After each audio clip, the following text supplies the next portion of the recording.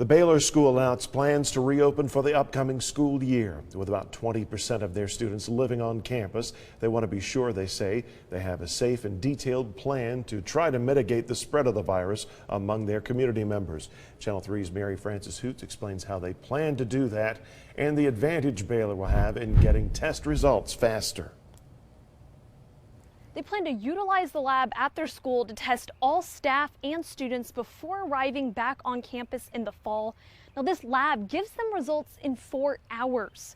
So they plan to utilize this method into the school year, testing a different 10 to 15% of their school each week. If we have the ability to test folks before we begin classes, then we can pull those students out or those faculty out and have them work remotely and not have them infect large numbers of kids. With rapid test turnaround on Baylor's campus, Assistant Headmaster Shaw Wilson feels comfortable about returning to in-person classes in the fall. Some unique abilities with our testing facility here on campus to do some things that some other schools can't do. The campus's health center has spent all summer preparing for students to come back and help the lab as needed. They have spent a lot of time training on how to do contact tracing, as well as how to do take the actual tests that we are going to process here on campus. The lab has even improved their testing methods.